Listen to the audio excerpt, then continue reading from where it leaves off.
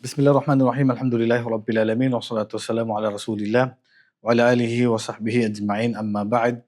Assalamualaikum warahmatullahi wabarakatuh. Ngayon ay magpapatuloy tayo sa ating talakayin sa libro na Al-Arba'in an-Nawawiyya o ang 40 hadith na inipon ni Imam an-Nawawi rahimahullah. Ngayon ay dadako tayo sa 11 na hadith. Hadith na nasala si Nabi Muhammad al-Hasan na Ali bin Abi Talib. Sibatu Rasul sallallahu alaihi wasallam wa rihanatuhu. Hadis na nasala ni Muhammad bin Hasan, ang apo ng Propeta sallallahu alaihi wasallam. Radiyallahu anhu ma qala hafidtu min Rasul sallallahu alaihi wasallam, nasa ulo ko mula sa Propeta sallallahu alaihi wasallam ang salita, da' ma yaribuka ila ma la yaribuk. Iwanan mo yung bagay na nagdududa ka, punta ka doon sa hindi ka nagdududa. Mga bagay na walang kasiguraduhan, mga bagay na pinagdududahan mo, iwanan mo. Pumunta ka sa bagay na sigurado ka. Yan ang payo ng ating Islam. Upang hindi tayo malagay sa haram. Kaya sabi ng Propeta sallallahu alaihi wasallam, nabanggitin natin, wa man ka fi syubuhat, pagkadwa ka fil haram. Pag nalagay ka sa mga duda, pwede ka malagay sa haram. Pang 12 na hadith, hadith Abu Hurairah radhiyallahu anhu kanina sinabi, min husni islamil mar'i min husni islamil mar'i tarkuhu ma la ya'ni. Sabi ng Propeta sallallahu alaihi wasallam, isa sa kabutihan ng Islam ng tao ay iwanan niya yung bagay na walang kaugnayan sa kanyang religion, walang kaugnayan sa kanya, walang kaugnayan sa kanyang mundo. So iwanan niyo mga bagay na to. Okay? So iwanan mga bagay na walang kaugnayan sa iyo.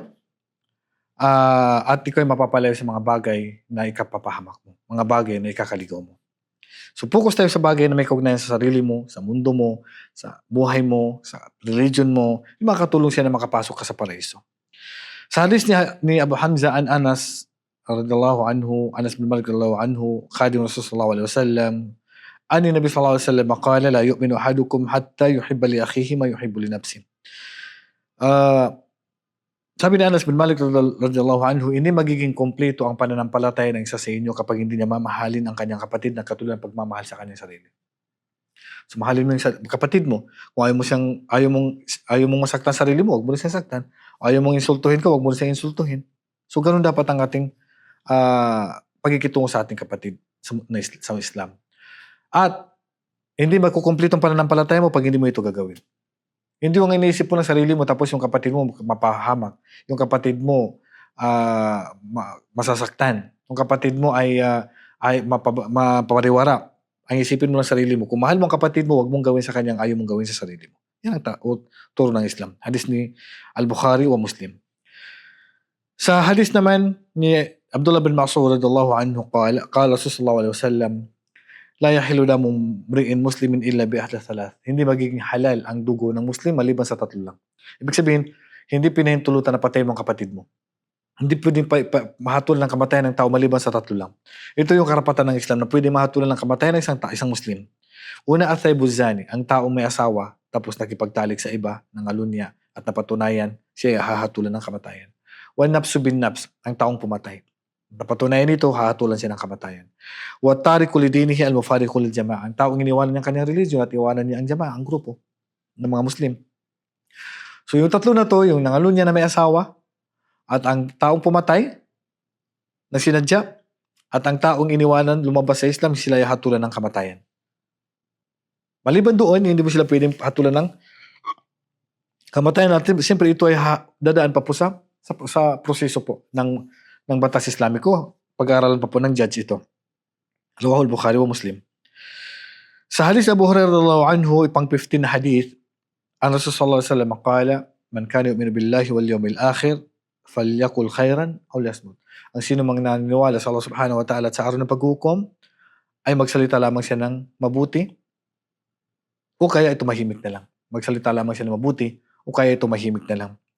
Wa man kana yu'minu billahi wal yawmil akhir falyukrim jarahu. At ang sino maniniwala sa Allah at sa araw ng paghukom, pagitunguhan niya ng mabuti ang kanyang kapitbahay. Huwag mong sasaktan, huwag mong didisturbuhin, huwag mong dadayain.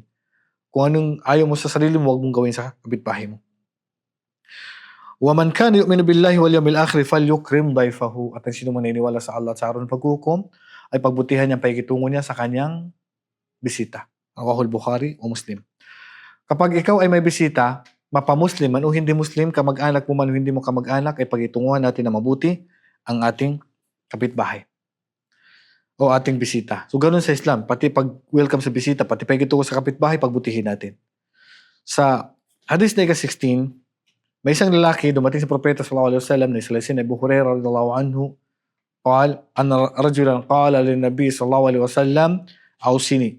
Sabi niya, Ya Rasulullah, bigyan mo ako ng payo. Bigyan mo ako ng habilin. Ano may papayo mo sa akin? Qala la taghdab. Huwag kang magalit. Ano may payo ko? Huwag kang magalit. Awsini qala la taghdab. Faraddada miraran qala la taghdab. Huwag kang magalit. Ibig sabihin, ang payo ng Islam, hanggat maaari magsabar, magtiis, haba ng pasensya at huwag magalit. Kasi ang galit ay dito po pumapasok ang shaitan at pwede maging sanhi ng gulo. So, subhanallah, ang Islam talaga yung tinuro sa atin lahat at pati ang galit natin ay kimkimin natin at huwag natin pairalin. Ito ay hadith ng Salaseni, Imam al-Bukhari. Wallahu a'lam wa sallallahu ala nabiyina Muhammad wa ala alihi wa sahbihi ajmain. Assalamualaikum warahmatullahi wabarakatuh.